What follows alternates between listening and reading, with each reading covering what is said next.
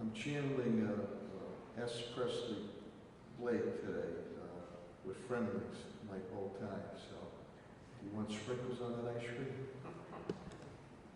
He's still going strong, Press. We had a continued good trend that has been reported to me by our commissioner, my Commissioner of Health and Human Services, Helen, Colton, Harris. We continue to stay in the single digits for reporting of new COVID cases, and I think that's running, Helen, about 3 weeks now. 3 weeks. So Friday we had 4, Saturday we had 2, Sunday we had 5, Monday we had 1. So our total is running at 3,035 new, these are confirmed cases since we began this ordeal and challenge of defeating COVID-19 coronavirus. We just came off a beautiful long Labor Day weekend, beautiful weather. I hope everybody and your families had a good long Labor Day weekend. Again, I'm so grateful that our medical professionals always take the time to come to our press conferences here. And Dr. Robert Roos, the Chief Medical Officer of Mercy Hospital Trinity Healthcare, is here. And Dr. Armando Paez, who's the Chief of Medicine for Infectious Disease.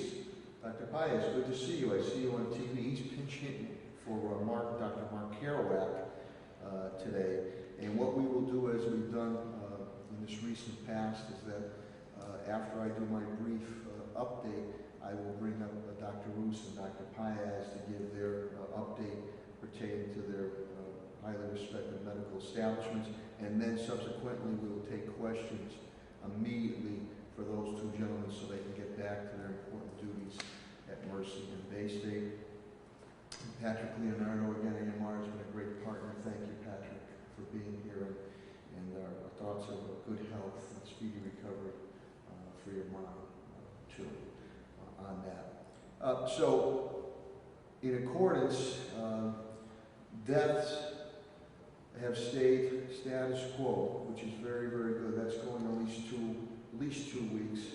And to the individuals and family members and friends who have lost loved ones, our thoughts and prayers and sympathy and encouragement go out to each and every one of you, from myself and my staff, the cabinet heads, all the way down the rank and file. So total deaths are 131. Of that, 57 are white, which encompasses about 43.5%. Black or African American is 31, which is 23.7%. Hispanic, Latino, Latina is 41, which is 31.3%. And Asian is 2, which is 1.5%. Commissioner Helen Colton Harris indicates to me our senior meals continue to be delivered to seniors who are in need. She will give you the testing continues to occur, especially for asymptomatic. Helen and I have pushed very, very hard for that, so we're very appreciative of the local entities and Governor Baker, Lieutenant Governor Polito, and South to spread. She'll give you more exacts, but AMRs have done about 1,200, Patrick, I understand, at the Eastville Mall site, and overall, we've done about over 2,500, 2,567, and that encompasses tapestry being used. Back to the deaths again, long-term care facilities holding at 57, residential 74. We had my old classmate, Minister Kim Jefferson Norrington out of St. John's Church. We had a wonderful, beautiful Saturday morning here downtown Springfield City Hall. We had a beautiful prayer vigil walk with everything going on to defeat COVID-19 and social justice, and we want that was from City Hall with St. John's Church, and that went very, very well. I was very appreciative of that. As far as the fire department, Commissioner B.J. Cali indicates to me there was only one out on COVID-19. He was here earlier this morning, but he had to attend a meeting, so he might be back, he might not be back. They made a big arson arrest on the Red Line, the old Red Line bar It was a 21-year-old, serious charges. We had 3 firefighters got hurt on that. We have active arrest warrants on car fires and a garage fire, so we know who you are, and we are out hunting you at this current time. It was a quiet weekend on the fire side. Commissioner Clapper might go into it more. I don't know how much you can say. There was a body recovered from 5 Mile Pond, and they're waiting to identify who that individual, he or she is, and to the family and friends affected, God rest their souls, and our thoughts and prayers and sympathy. As far as the police front, Commissioner Clapper indicates to me that COVID-19, nobody is down. That's fantastic compared to the early days where we had numerous officers down. Major arrests, again, 3 more gun arrests were made, narcotic raids. Now, this is something that continues to drive Commissioner Clapper and I crazy. These arrests that were made, 2 of the individuals were just priorly arrested for gun charges.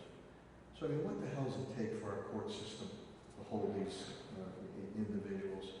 Drag racing, she will go into specifics. We continue to crack down on drag racing. Again, numerous arrests made this weekend, numerous cars and ATVs and dirt bikes were towed. She will give you a mind-boggling number of arrests that have been made and citations that have been given. I don't know when these individuals are going to learn, but we're going to keep hammering it until you get out of the city limits here in Springfield. I don't wish this upon any other city or town in the area, but it is completely unacceptable, ridiculous, and very disrespectful on that. We did have a murder, unfortunately, that seems to be domestic related. Commissioner Clapper will speak to her best of abilities what she can indicate on that. Our thoughts and prayers are lost there. DPW Chief Chris Signoli indicates nobody's down on COVID. They're going fine, up to speed, which is good news. Pat Sullivan, the Director of Parks and Facilities Management. Sea Arena, again, is going to open up with restrictions September 14th. We also, the very successful, continues, Pat is very good at pursuing grants, and we continue to pursue grants for many of our neighborhood parks. Duggan Field, which would be the Ted Plum Field, on the Duggan Plateau, and Bradley and Wilbraham Ave. We continue on that. Loon Pond, we continue working with that. And of course, Patrick's main focus right now, working with Superintendent Dan Warwick, who's attending a meeting right now, so I don't know if we make it back in time, is to continue review of physical plant with the industrial hygienist Bob Kirshner, on the review of our schools. Again, we do not have an air quality issue at all. This is under COVID-19, the new restrictions on airflow and ventilation, so we're going above and beyond on that. My CAFO, TJ Plant Finances, indicates, again, we're down $5.8 million deficit spent since this COVID-19 started back in mid-March, early March. We are down FY21 this fiscal year, $858,000. The deficit overall, as we are starting now to be able to charge down on grants that we have pursued, is down to $4.6 million. My Chief Development Officer, Tim Sheen, on Echo Dev. The homeless RFP is out. We'll be back Friday. This was the RFP where we're looking to be creative to assist our police department in their duties with homelessness and mental health issues, and how that can be dealt with on the follow-through. So that's what we're looking to do there. I think in the next, in the near future, Timmy and I will have some exciting announcements on some other properties within the city limits, downtown, and also in our neighborhoods, as we continue to move the city forward and dictate the economic development aspects, even though we're dealing with COVID-19.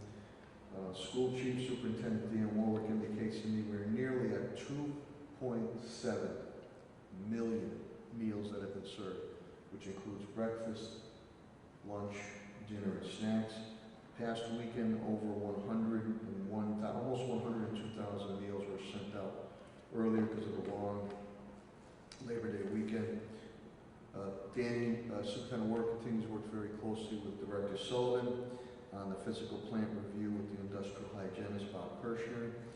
And again, we do not have an air quality problem at all. This is going on COVID-19, ventilation, flow of air, going even to a higher standard in protection of our students, staff, and teachers and administration. We will start, school continues the reopening aspects, professional development, the collaboration, reach out to students and families is continuing this next 5 days. Schools will open remotely for the first marking period going in November, September 15th. And again, the reopening is a structured reopening, attendance, grading, the whole 9 yards, including with teachers monitoring and obviously student and family participation on that. School committee, we had a meeting this past Thursday. We've had a number of meetings, and we voted to accept a modified fall sports schedule after the recommendation of Athletic Director A.D. Dwayne Hurley. And on the legal, HR, labor aspects, regular update from Attorney Bill Mahoney today, and Ed McCula and I continue to work with retired Chief Justice of the State Supreme Court, Roderick Ireland. We had a great conversation with him over the weekend as we continue to move forward on DOJ and initiatives on our police department.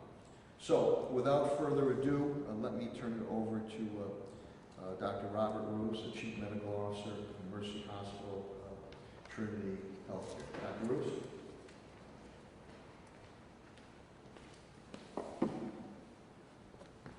Good morning, everyone, and thank you, Mayor. I want to continue to offer my congratulations to you and to your entire team, and particularly Commissioner Colton Harris. Keeping the numbers in single digits, that's tremendous work on behalf of many here in the city of Springfield. I want to thank the media for continuing the regular communication and focusing on the evidence and the facts in this evolving pandemic.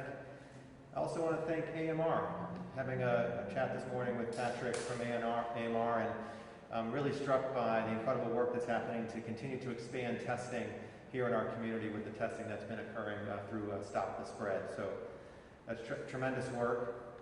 I hope that everyone has had a safe and had an enjoyable Labor Day. As you know, while Labor Day is certainly often recognized as the unofficial end of summer, it's also a holiday that has its origins in workers fighting for safe working conditions. And there's been no more important time than now to ensure safety amidst a pandemic. So I'm proud that Mercy Medical Center and Trinity Health have prioritized that safety from the very, very beginning. Safety for our employees, safety for our medical staff, safety for our patients, safety for you. It started with ensuring that everyone had the appropriate PPE. It evolved to ensuring that we test all patients upon coming to the hospital, and it has continued on with now establishing and maintaining our COVID-free zones. So I just want to start with a thank you to all of our frontline workers and first responders who continue to put safety at the forefront, who've done it since the first day back in March all the way until now. We continue to be in a very reasonable spot as we move towards the fall and winter. At Mercy, our numbers remain very low and very stable. As of this morning, we have 2 hospitalized patients, one of which is in the ICU, and we continue to have a relatively low test positivity rate. This past week, it has been just above the state average at 1.2, having performed over 2,400 tests this week and more than 39,000 in total. Of course, this has been a steady progress on behalf of the Commonwealth as well. Throughout the state, the Commonwealth of Massachusetts has seen the test positivity rate decline, and that 7-day weighted average over the past week has consistently been at just below 1%, at 0.9%. We've also seen slowly declining numbers of hospitalized patients where now across the entire state, there are roughly about 315 patients in the hospital. As a point of comparison, as we think about this now on the day after Labor Day, we were in a very different spot at the unofficial beginning of summer, Memorial Day. If we remember back to that weekend, Massachusetts had a test positivity rate of 9%, and there were more than 2,100 people hospitalized. At the end of May, we were on the downward slope from our peak, as that peak here in the Commonwealth had test positivity rates of over 20% and over 4,000 hospitalized. But it was that week, Memorial Day week, where we just started to begin to reopen some services. In fact, it was on the day after Memorial Day when many hospitals, including Mercy Medical Center, attested to phase 1 of the reopening plan and began resuming in-person services like elective surgeries, outpatient studies, and physician visits. And here in Massachusetts, I think that we've shown ourselves, and we've shown the entire country, that in large part it is possible to reopen safely. That in healthcare, we can care for both COVID and non-COVID patients in parallel with both safety and quality, and that we can have a vibrant and healthy summer, even if it looks a little different than it would have otherwise. So I hope that everyone did follow the recommendations this weekend, and I hope that folks didn't take any needless or unnecessary or dangerous risks with their safety or the safety of others. We said it before, we know what it takes to get to zero COVID. It's actually quite simple, and it hasn't changed. We need to continue our universal adherence to masking and physical distancing. We need to ensure widespread, accurate testing paired with contact tracing and isolation. And we need to maintain our data-driven approach to guiding our ability to engage in other activities. The hard part, as we've seen throughout the summer in other areas across the country, is that not everyone finds it so easy to follow these principles. The reality is that in the United States, more than 40,000 new infections are still being diagnosed every day, which is actually double what it was back on Memorial Day. There are states where the numbers of new infections per capita continue to rise, and as we approach the fall and winter, there is a concern that this could happen in other places as people spend more time indoors and colleges and schools continue to reopen and move towards in-person education. Unfortunately, my alma mater, my undergraduate alma mater, the University of Illinois, has been a case in point of all the best intentions and policies being undone by a few selfish individuals. For those of you that don't know, the University of Illinois is a large public university of nearly 50,000 students located on a college campus that in itself creates almost two separate towns. Very early into this pandemic, the University of Illinois developed the capacity and the resources to implement a mass testing program where every single student, every faculty member, and every staff member would be tested twice a week in order to gain access to the facilities. The plan included tests that were accurate, results that were timely, masking and physical distancing universally, and a system where all positive cases would be tracked and all the contacts traced and then recommended to isolate. It was hailed as a potential model for how college campuses could safely reopen to in-person classes across the country. Yet, as you may have heard just now, 2 weeks into the semester, nearly 1,000 students on that campus have tested positive. There have been instances where individuals have blatantly ignored the public health recommendations and refused to quarantine despite positive tests, which have led to a few super spreader events. So now the university is instituting a 2-week lockdown. And it's considering whether or not the entire semester can continue with in-person education. And this is happening at a university that's had the tools to be much further ahead even than some other schools. Many schools are testing only symptomatic individuals, and U of I was testing everyone twice a week and catching all the positive tests early, which indeed it has done. So there's a clear lesson.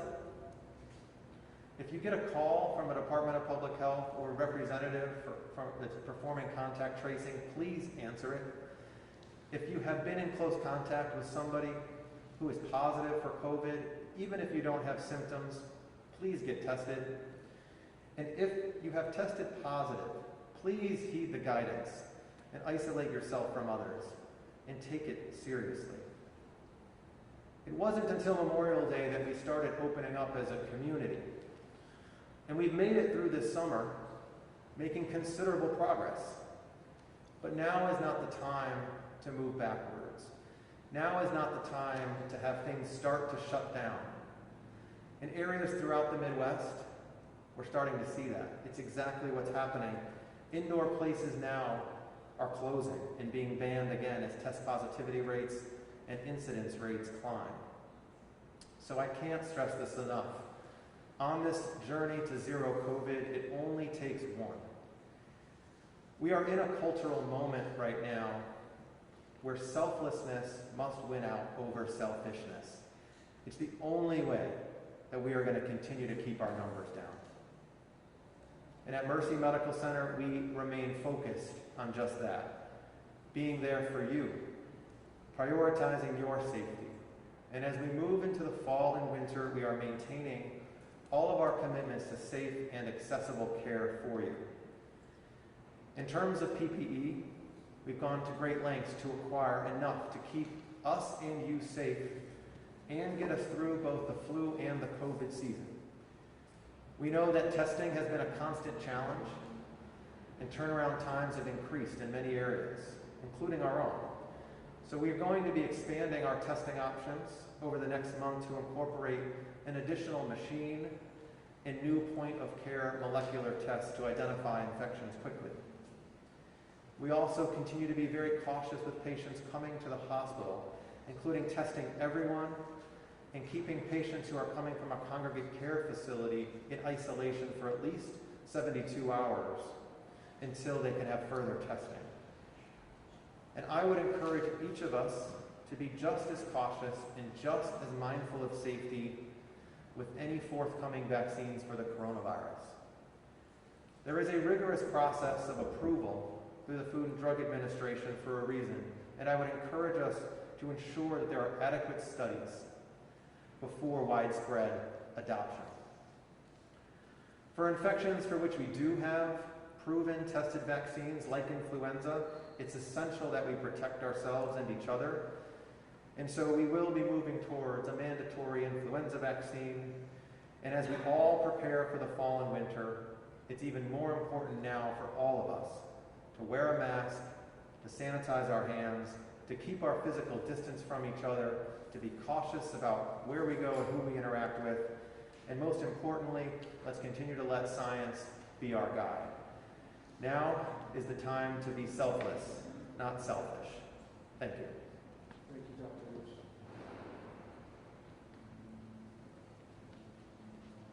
Being a barber's kid, beautiful hair too.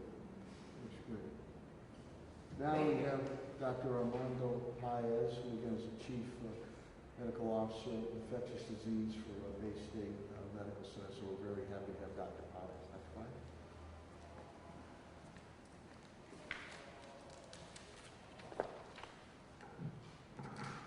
Thank you very much, Mayor Sarno, for being here. And I would like to echo Dr. Lu's gratitude to all of you who are helping out in this response to COVID-19 pandemic. So my name is Armando Paez. I'm the Chief of the Division of Infectious Diseases under the Department of Medicine. And I'm standing here today for Dr. Carla, who unfortunately couldn't come today. So as you heard from Dr. Ruz and Mayor Sarno, we continue to enjoy the low number of cases, both in the Hamden County and Springfield City, as well as in the state. Currently at the Bay State Medical Center, we continue to take care of COVID-19 patients. 12 patients are hospitalized, in Basic Medical Center. 2 of them are in the intensive care unit. And all are hospitalized at the Basic Medical Center, none at the community hospitals. We continue to test for COVID-19 at Basic Health, approximately 1,000 tests per day. And our positivity rate in our system is about 0.77% for the past week, which is well below the state level as well as New York State for positivity. We have tested approximately 56,000 COVID-19 at Basic Health. And as you heard from both Mayor Sarno and Dr. Ruz, we enjoyed here in Springfield the low level of a number of cases. As you know, every Wednesday the state updates the community health report in a color-coded fashion. And Springfield, as of last week, to be updated tomorrow, is at green, meaning there's less than 4 cases per 100,000, which is down from 3.2 from a week prior. There's also overall good performance at the state level in terms of testing, and I heard from from Governor Baker that more testing has been done for younger folks, being individuals going back to school, and particularly in college. I'd like to take this opportunity to update everyone as well for some news regarding COVID-19. Being a clinician myself and helping take care of patients with COVID-19 in the hospital. As you know, even if there's a low number of cases now at less than 1%, it is 100% pain and suffering to those families affected by COVID-19 and have died from this illness. And again, it is a very serious infection. It certainly can lead to death.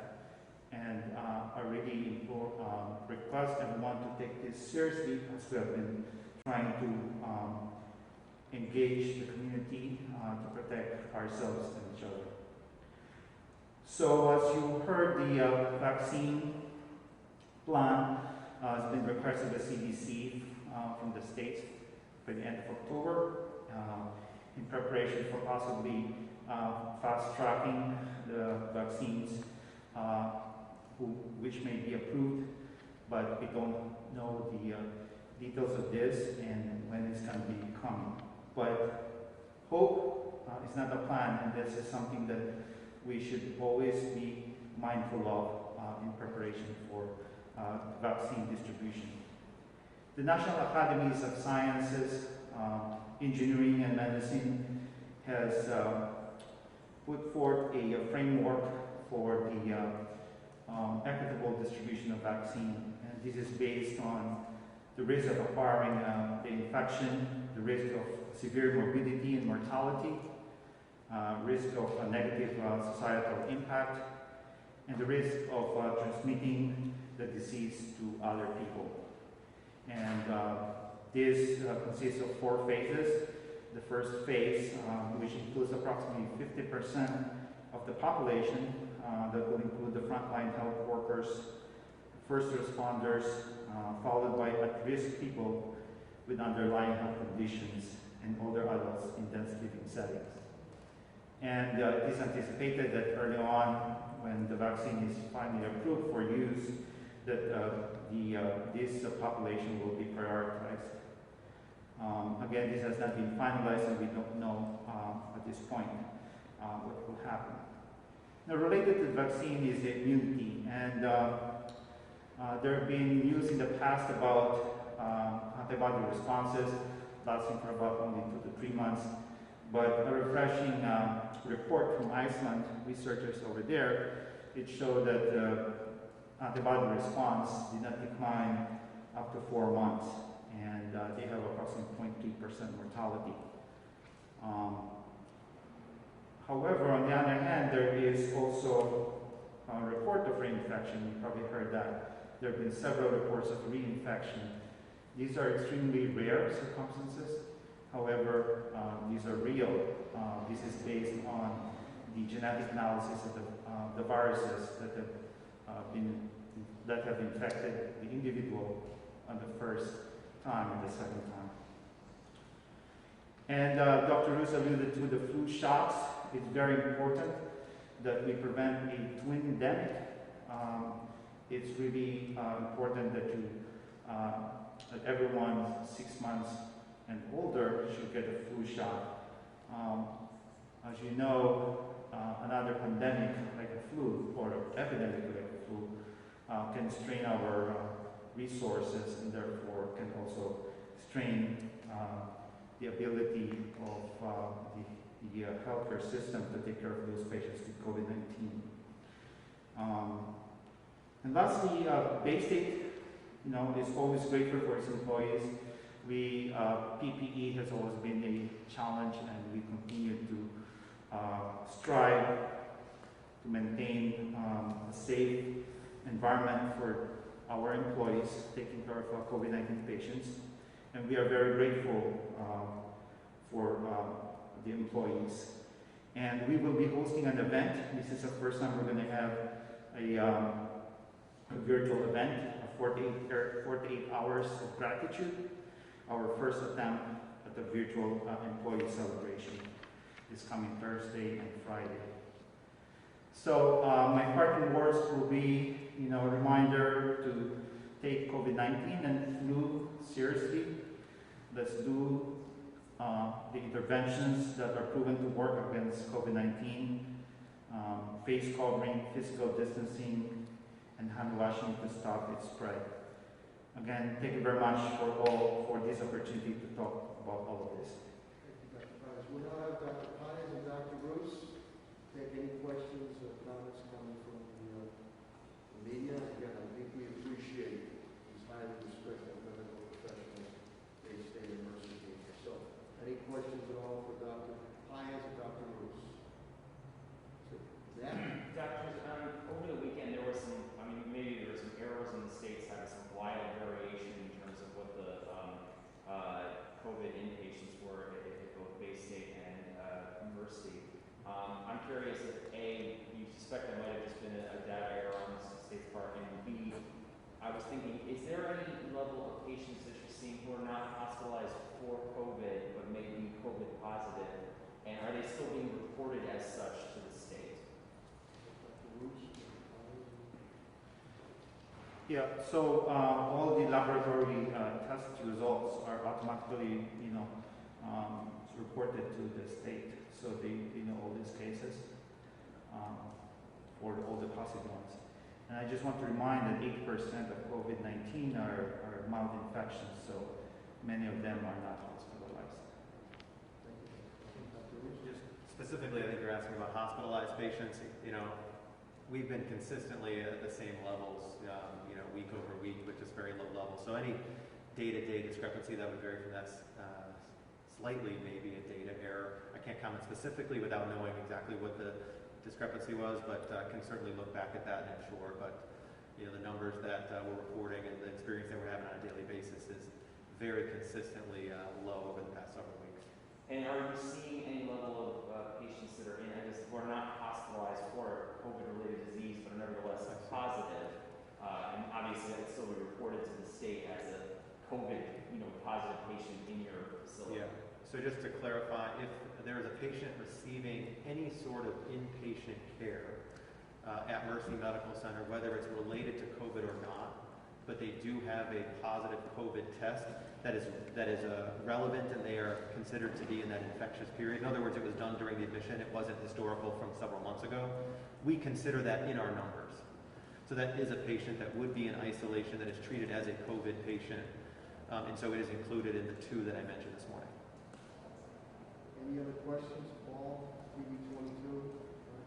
Okay, to Dr. Pines, Dr. Rich, thank you so much. Good health to you and your families and your staff. Thank you. Thank you. Thanks, Doctor. Thank you.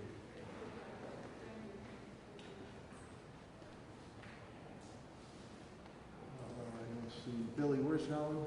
Is she? Helen? Okay. Let's take a phone call. All right, well, Commissioner Helen Colton Harris must have taken a... Oh, there she is. With that beautiful lime green outfit. Our Commissioner of Health and Human Services, Helen Colton Harris. Thank you.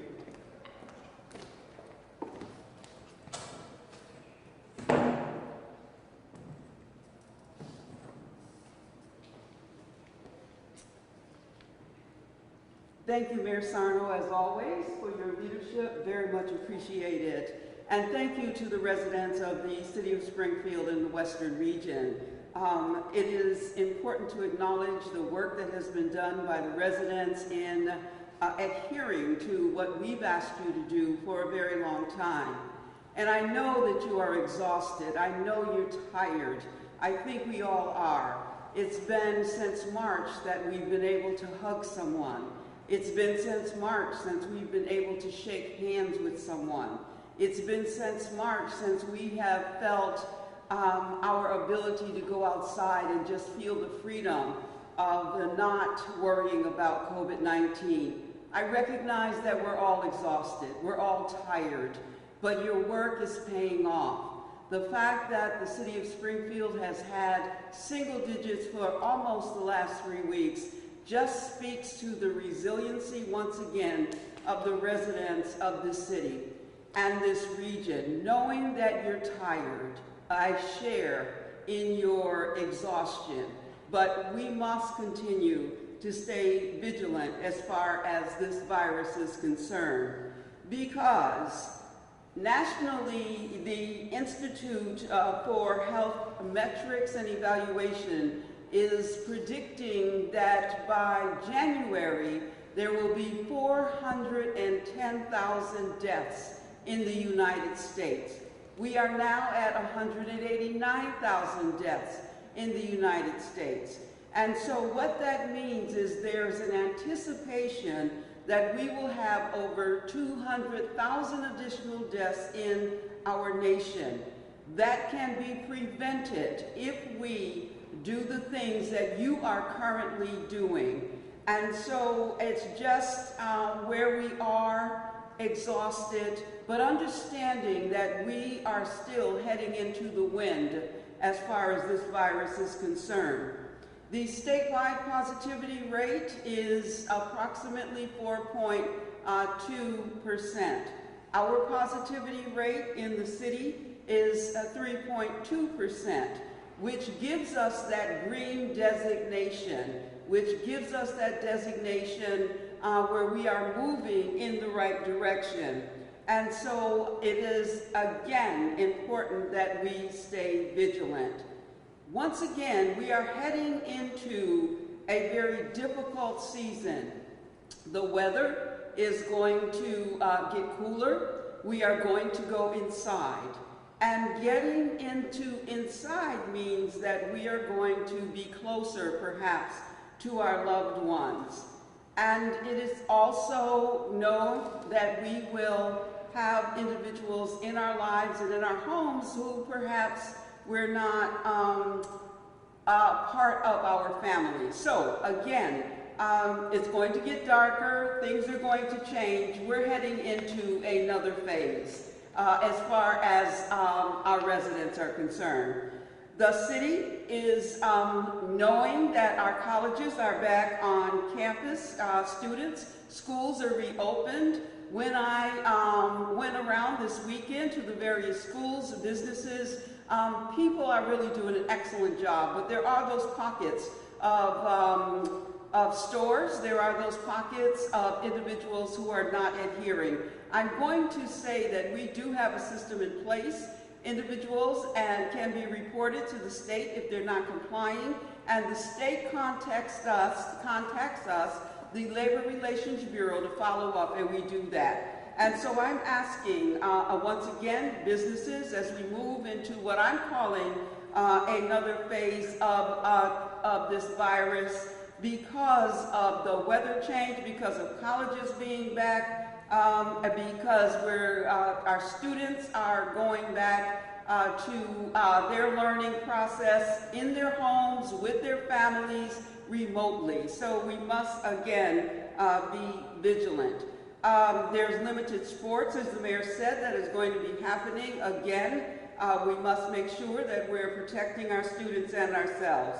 You've heard from both doctors that flu season is here. We are asking individuals to get a flu shot. We think that that's critically important. But I'm also asking those individuals over the age of 65 to remember, if you have not had a pneumonia shot within the last 5 years, think about getting one. Check with your primary care physician to make sure it's safe for you, but individuals with underlying conditions should have a pneumonia shot as well. So we are asking you to do that. People with underlying conditions, again, should make sure that you are taking care of yourself and doing everything you can to adhere to the standards that are in place currently. Travel restrictions, we know that Oregon, Washington State, and Wyoming have been added to the travel exempt list. And so, Colorado, Connecticut, Delaware, Maine, New Hampshire, New Jersey, New York, Oregon, Pennsylvania, Vermont, Washington State, and West Virginia, and Wyoming are those states in the Commonwealth where if you're coming from there, you do not need to self-quarantine for 14 days and you do not need a negative test result. However, the other states, we are still encouraging individuals to follow the mandate from the Commonwealth. We have had over 150,000 individuals fill out the travel form. There are individuals in our state who are complying with this request. And we want to continue to do our trajectory where we're seeing our cases go down.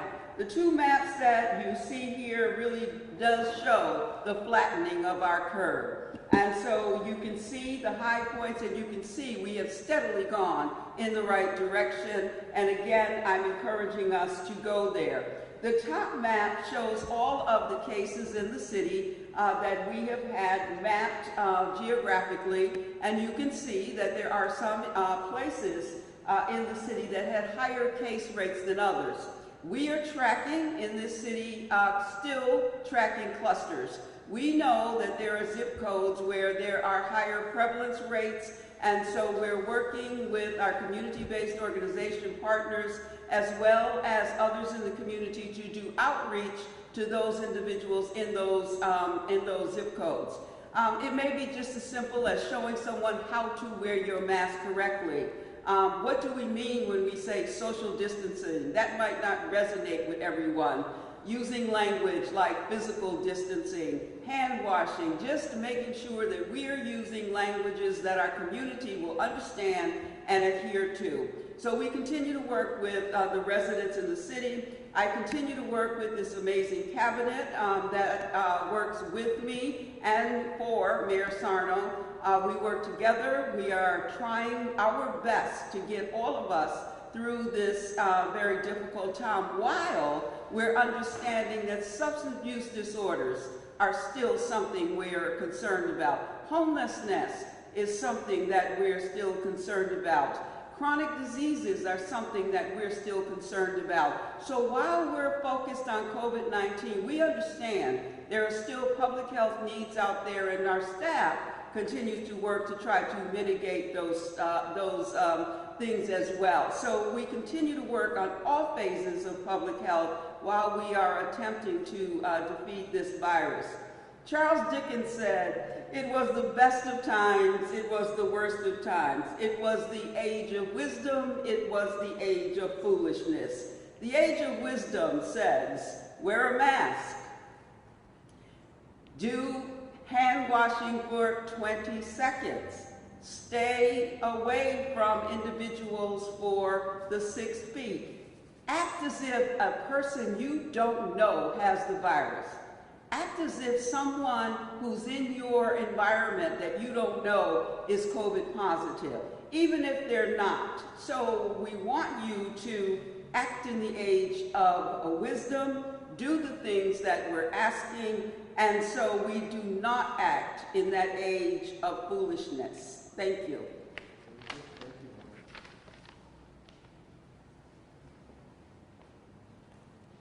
Thank you, Commissioner Helen Colton Harris. I thought I was back in English class there, High School of Commerce at Kylie Junior High with Dickens there. Very good. Stop the spread. Yes, come on back up here. I'm sorry. She's now going to quote Aristotle.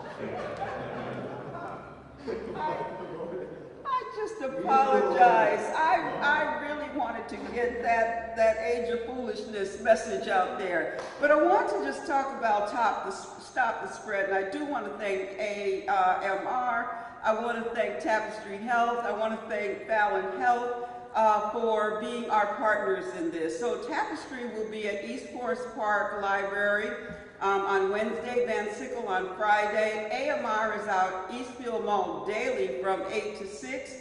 Fallon is going to be on the campus of Springfield Technical Community College September 9th, 9 to 4, the September 10th, 10 to 4, and Friday, September 11th, 9 to 4. They will be at STCC on Lot 3, 460 Union Street. And so again, over 2,567 Springfield residents have been tested, and we just want to thank again those partners who are standing up sites, and we want to thank Governor Baker for his work in the Stop the Spread initiative. Thank you. We'll be giving out Charles Dickens books also at that point in time. Joke, that was a good quote. I like that. I'm just kidding on that. If you're coming from Charles Dickens books. We're now going to move into the public safety component of the press conference, and I will have the Police Commissioner of the City of Springfield, Police Commissioner Cheryl Clapper.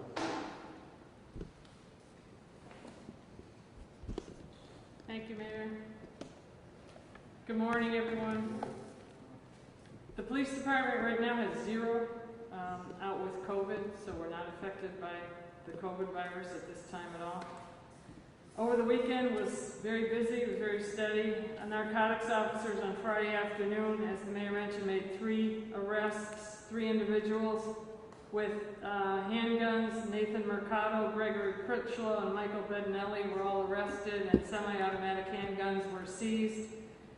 As also mentioned, Mr. Mercado and Mr. Critchlow both have prior gun offenses on their records. So we continually deal with people who are arrested for serious crimes back out on the street. The anti-drag racing detail, 6 arrests over the weekend. These arrests were at Northgate Plaza, Riverfront Park, and the 2400 block of Main Street. We issued 3 criminal complaints. Numerous cars, motorcycles, and dirt bikes were towed. For the last 4 weekends, the Springfield Police Department has had 32 arrests, more than 100 motor vehicle citations, more than 40 ordinance violations, more than 25 cars and dirt bikes towed. The vast majority of these arrests are for unlicensed operation or unregistered motor vehicles. Saturday morning, also unfortunately, there's an unattended death. There was a body pulled and retrieved from 5 Mile Pond. At this time, we are awaiting dental records to positively ID who that was. There was a murder also Friday night, 11:50 p.m., Cortlandt Street. Shot spotter went off, officers responded. 1 male succumbed to his injuries, 1 female was injured. This investigation is very fluid and ongoing, but at this point in time, it does look like it may be domestic related. Tomorrow afternoon, I'd be proud with the mayor to pin 10 new sergeants for the department, a new lieutenant. So the ranks of my supervisory additions will be completed, and that's necessary because we have 33 new recruits who came out April 30th, who have completed a training cycle throughout the department, 3 weeks in every location that we could put them in. They are now transferred to where they belong. Most of them are on midnights. Some went right to the 4 p.m. to 12 a.m. shift. And there are officers now on days with less than 3 years. It's kind of unheard of as far as experience goes. So I wanted to make sure the supervision ranks were full. It's important. It's a young department, and I wanted everybody to have good advice, to have the right advice, to have help when you need it. And those are usually the sergeant levels. So we'll pin some new sergeants tomorrow. So I thank you, Mayor, for that. And that's about all I have for today. And for Commissioner Calvi, him and I have been in contact, and that we did make a good arson arrest, and there are warrants pending for others out there who have committed arson. So thank you. Thank you, Commissioner Clapper. And again, I gave Commissioner Calvin's report. He has to attend the meeting. He is going to try to get back here if possible. If not, his report has been given. On the forefront also has been school department and Superintendent Dan Warwick and his team and the teachers and administrators have been working very, very hard. I just got word that the Hartford Public School System, their computer system was attacked. We're already taking proactive measures in the Springfield Public School System to not have that happen here on that. So without further ado, Superintendent Warwick will come up and give the update on our school system. Superintendent Warwick.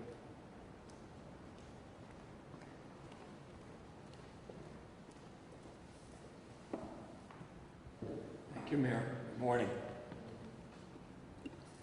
So on our meals program, we're now at 2,690,942 since this pandemic struck us. And we're still distributing for the weekends for now. We're trying to get the waiver to continue that. Just this weekend, we distributed 101,904 meals. So that program's been a huge success. We do have a waiver to continue it during the week, and starting next week, we'll be going Mondays and Thursdays, 2 to 6, again from 17 different locations. So we're able to keep that program going. We're also going to try to get a waiver to continue on the weekends as well. As we've said before, we had an extra 10 days that DESE allowed us to create extra professional collaboration time for staff to get ready for our remote instruction. We'll be working those next 5 days until 9/14 with staff working together to prepare plans in every building, and then reaching out to families to work with every family to engage that family in the remote learning process, because it really is a process between the family and the teacher.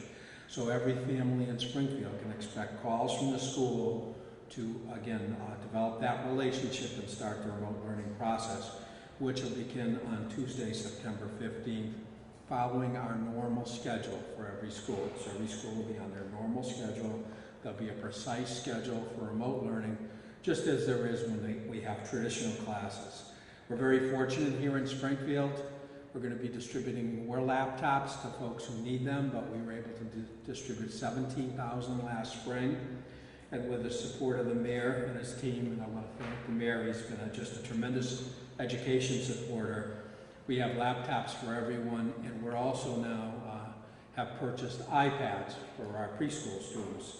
So they'll be available for distribution as soon as we get those in. So the laptops are already here, and each school is going to distribute them accordingly. We're also, for a family who can't go to the school, we'll actually use our transportation system to actually bring the computers to each student's house.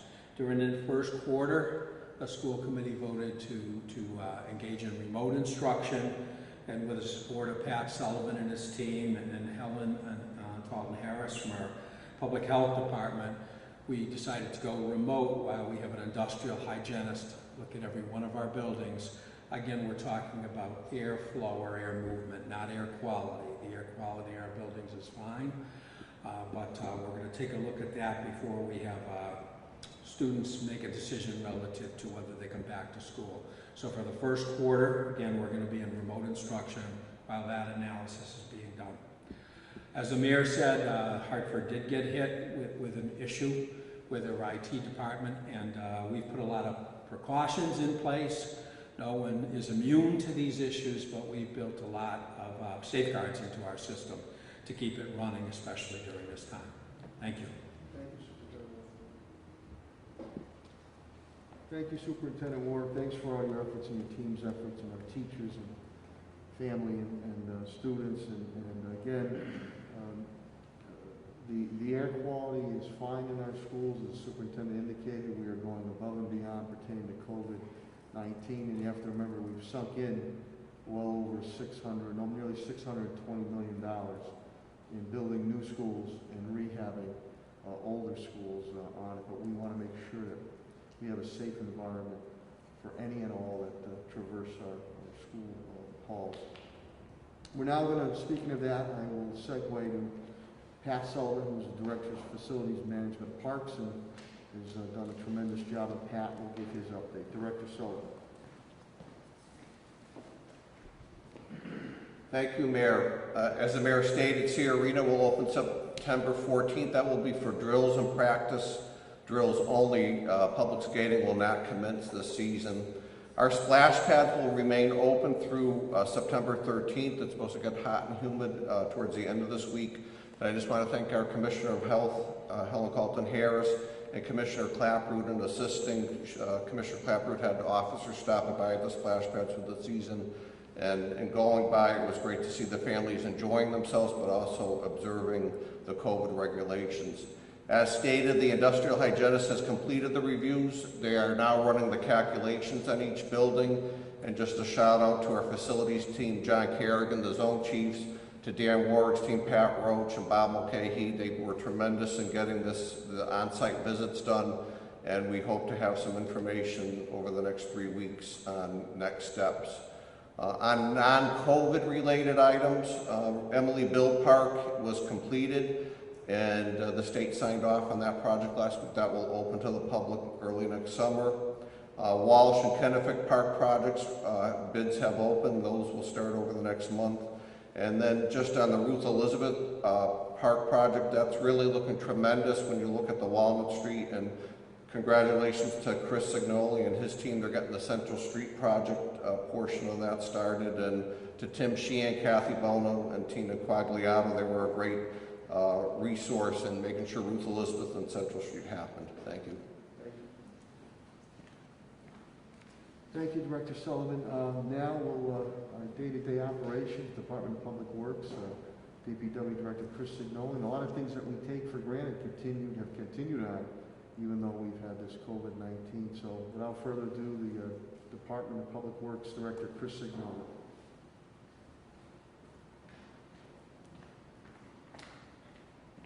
Mayor, thank you. With regard to the DPW, we are at full staff with regard to COVID, no employees out. We have a number of employees who are out on workman's comp, but all of our services are on time starting this week, and we made it through the last 2 weeks pretty much on time. As Pat mentioned, we do have a number of construction projects going on, Central Street being one of them, as well as a number of other construction projects in the city. I hate to say it on a day that's going to be in the 80 degrees, but basically Labor Day we start doing our winter planning, and for people who are interested to be snowplow contractors for the city, those advertisements are available today. They will be posted on our website, on our Facebook page, as well as through the procurement office with the city. That is it with regard to DPW. Thank you, Mayor.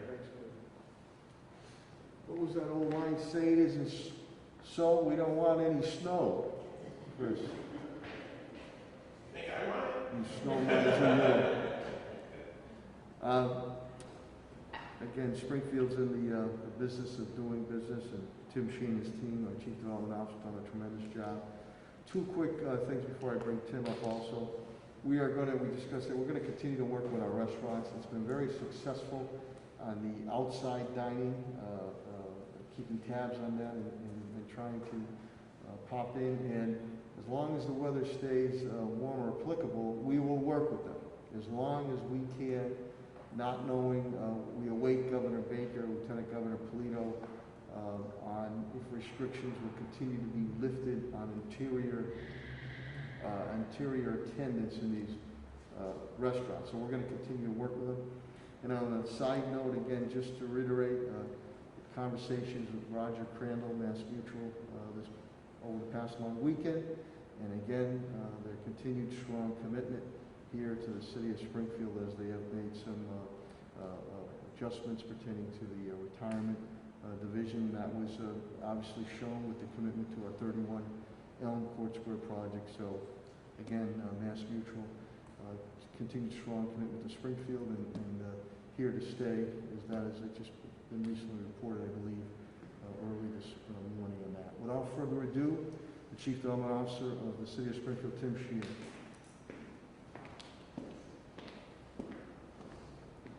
Thanks, Mayor. As the Mayor indicated, we released an RFP for services for the homeless population. It went out the end of last week. The responses are due back in for Friday.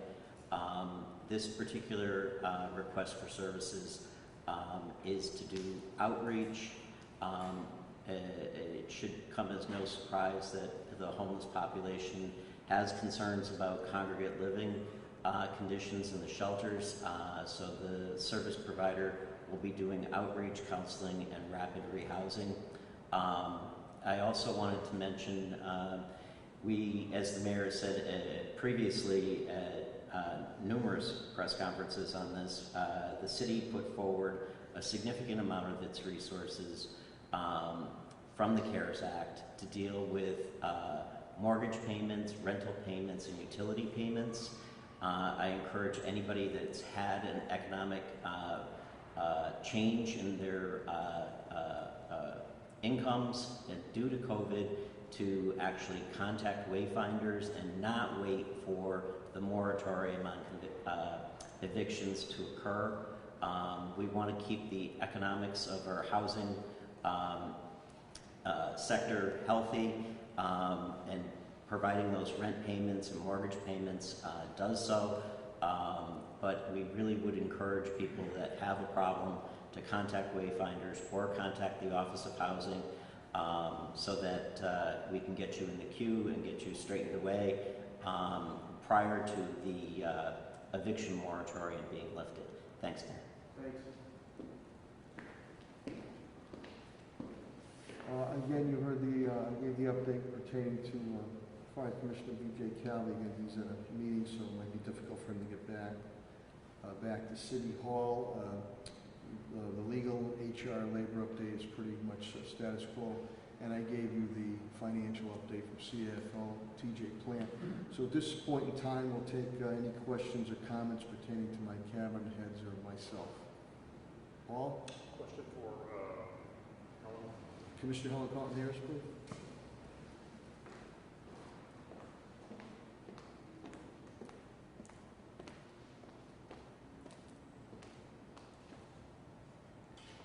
Is the Stop the Spread initiative ending this week?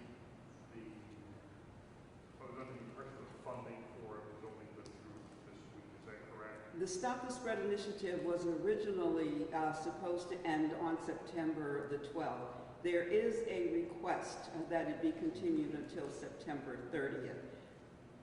Patrick, have you heard whether that extension has been... That has been granted from the City of Springfield due to the numbers reported, and we will continue at your instruction.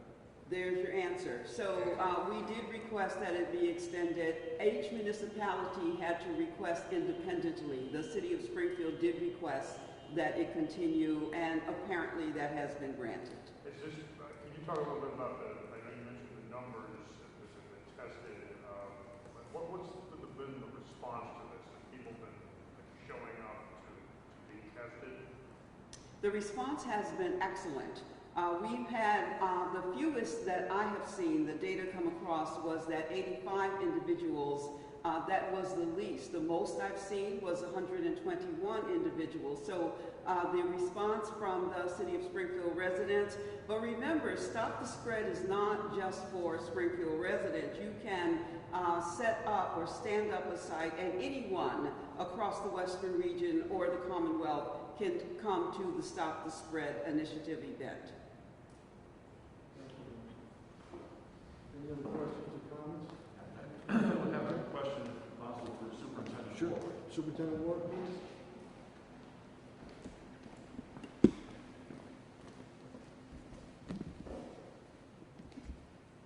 Superintendent, I heard both you and the mayor talk about the cyber attack on Hartford. Given that something, Springfield is going forward with remote learning and computers to all the students, what sort of threat does that pose to learning here in Springfield? Well, you know, we've always been afraid of a threat of some kind of cyber attack, and we put a lot of systems in place over the years before the decision to even go remote, because it's always been a threat. And you know, we have audits done, and we put protections in place, not to say we're immune from a possible problem, but we have put a lot of systems in place to protect us, and it's something we're always vigilant on. Is this event in Hartford, is that something that's similar to what you would be dealing with here, where as far as they're doing remote learning, and it would be a similar situation to what Springfield is doing?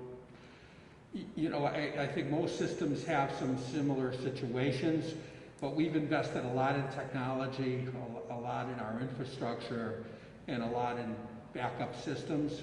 So we're hoping that'll protect us from this, but there's always that threat, and we're always vigilant about taking a look at ways to protect the system.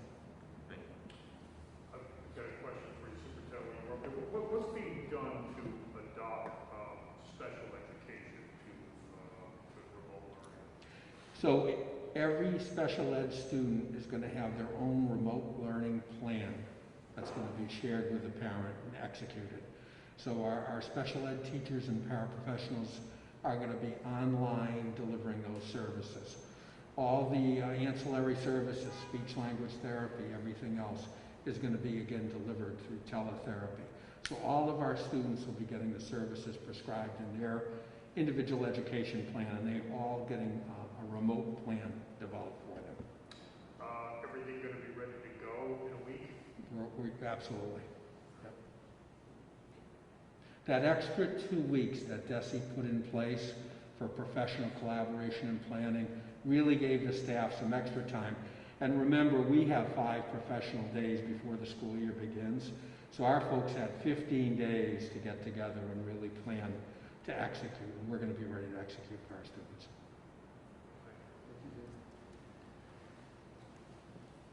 Thank you, Superintendent Ward. Any other questions or comments? Okay, hearing none, I really want to again thank the media that continues to be here every Monday and every day to make sure that we get this important information out. I want to also thank Dr. Roos and Dr. Baez, who are here from Bay State and Mercy. And you can, we need to heed their advice, as also the advice of Helen, Colton, Harris. We're seeing in many other states across the country that, and I've said it from the beginning, I don't want to take one step forward and end up taking 2 steps back, who have now moved to close down mode. So what we're doing is working. And as Helen indicated, is it tiresome? Is it aggravating? Is it wearing? Yes, it is. But the numbers that we're showing by wearing masks, socially or physical distancing of 6 feet, making sure we wash our hands. If you don't feel good, stay home. Putting some restrictions, as we're trying to balance ECHO, DEV, within reason, and hopefully we can relax them, is paying dividends. And we need to continue to do that. The last 2 weeks, if not 3 weeks, we have stayed in single-digit, really single-digit reporting, which is tremendous on that. And I just ask and I thank all my cabinet heads all the way down the rank and file. Tested and true. They've done a tremendous job. As with Helen's outfit, we want to stay in the green and then move to another appropriate color. And as Governor Baker had indicated when he announced personally at the big 31 Elm Court Square announcement, that, you know, really tremendous feather in our cap for a mid-sized city in America to be in green, and so we don't want to go backwards. But it's a testament to each and every one of you who are viewing this, listening to this, reading about this, the residents and business community here of the city of Springfield, because you're working with us, and with this collaboration, we will defeat this COVID-19. So we're going in the right direction. Let's continue that movement. I deeply appreciate your patience, understanding, and collaboration. Go out and have a great day. God bless. Thank you.